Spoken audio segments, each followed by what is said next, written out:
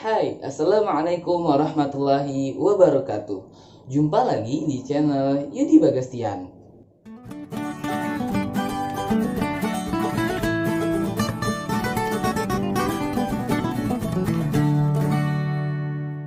Video ini adalah video lanjutan dari video yang ini sebelumnya. Teman-teman semua pernah nggak merasa gagal? Terus akhirnya kecewa banget. Setiap orang yang punya cita-cita, punya ambisi, punya mimpi, pasti pernah merasakan kecewa. Bener nggak? Rasanya kalau kecewa tuh sakit banget, ya kan? Saya pun pernah merasa gagal, terus akhirnya sedih gitu ya, terpuruk, ngerasa gagal, ngerasa kok begini banget gitu ya, kenapa ya gitu. Perasaan udah bener, perasaan harusnya bisa, perasaan gue pantes kok buat jadi kayak gini, misalkan gitu dan sebagainya.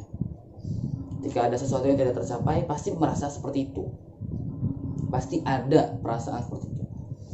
Tapi teman-teman semua, ingatlah pesan Allah pada Quran surah Al-Baqarah ayat 216 yang bunyinya, A'udzu billahi minasyaitonir rajim. Bismillahirrahmanirrahim.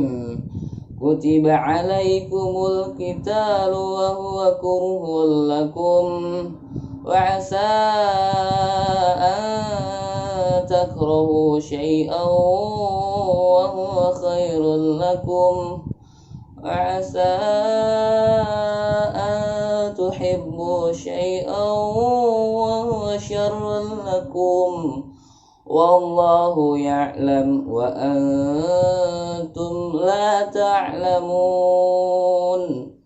Shadaqallahul azim. Quran surat Al-Baqarah ayat 216 ini diturunkan ketika Allah menyuruh perang gitu ya. Ketika Allah menyuruh perang, tapi banyak yang merasa tidak senang nih dengan keadaan perang. Kenapa sih harus perang gitu ya? Nah, tapi bukan itu yang pengen dibahas. Yang pengen dibahas adalah kalimat setelahnya. Kata Allah gini, boleh jadi apa yang kamu tidak senangi ya, apa yang tidak kamu senangi itu baik bagi kamu.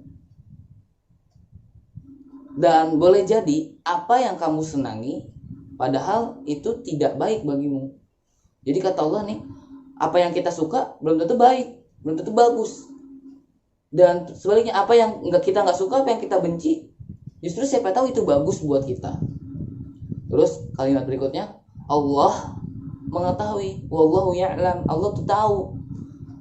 Sedangkan kita tidak tahu, ya, sedangkan kamu tidak tahu, tidak mengetahui. Jadi Allah lah yang maha tahu. Jadi nih, kalau misalkan ada sesuatu yang tidak tercapai, yang kita inginkan tapi nggak berhasil, coba ingat pesan ini. Karena Allah bilang, belum tentu apa yang kita rencanakan ini adalah rencana terbaik. Bisa jadi kalau kita langsung berhasil, ya, kita nanti jadinya sombong. Kan kita nggak tahu ke depannya kalau kita berhasil kita bakalan kayak gimana. Allah yang tahu. Jadi Allah simpen dulu nih, ntar belum waktunya gitu. Atau misalkan kalau kita berhasil gitu ya, selain sombong kita bakalan lupa sama Allah gitu ya. Bisa aja kita lupa sama Allah, jadi kita nggak mohon-mohon lagi sama Allah gitu ya. Misalkan nih ya, pengalaman saya pernah merasa gagal ketika yang saya inginkan ini tidak tercapai. Contoh, misal waktu saya mau kuliah ya di jurusan di rumpun kesehatan gitu ya, di rumpun kesehatan.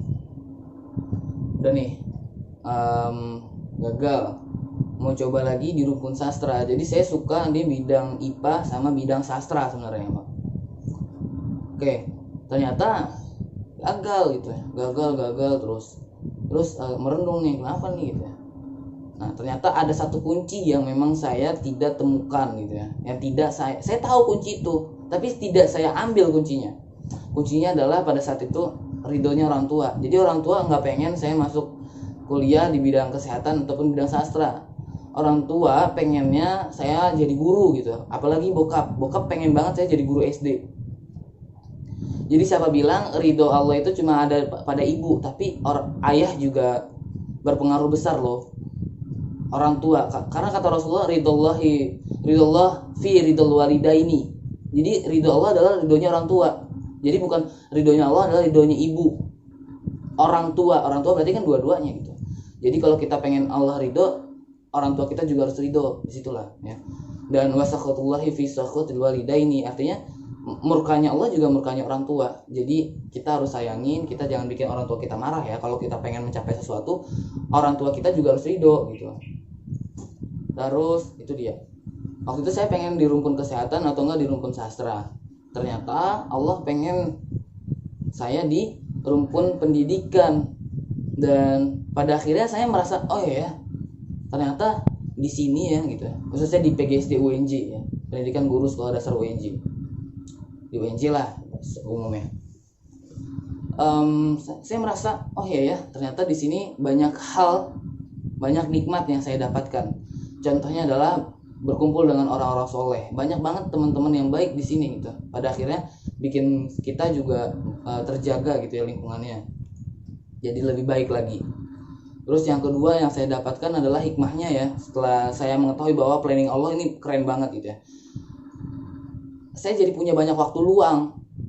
Sedangkan teman-teman yang kuliah di tempat lain ya, yang saya inginkan waktu itu sibuk banget. Mana sempet main-main, mana sempet punya kegiatan, punya usaha, punya program-program pendidik, program-program sendiri lah gitu ya.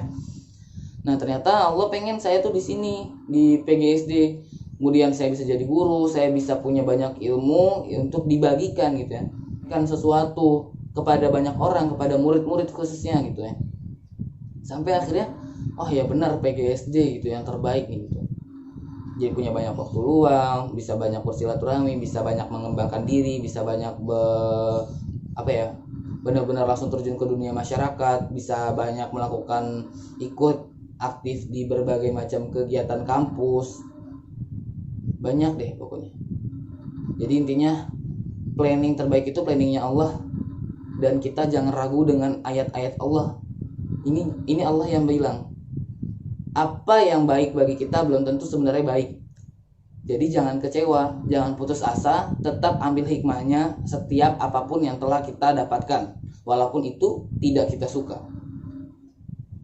Selanjutnya, video berikutnya akan kita bahas tentang Allah akan menolong kita di setiap kapanpun. Tapi orang yang seperti apa? Kita lihat di video berikutnya. Sampai jumpa di video berikutnya. Wassalamualaikum warahmatullahi wabarakatuh. Jangan lupa subscribe, klik tombol loncengnya, share, dan like. Thank you.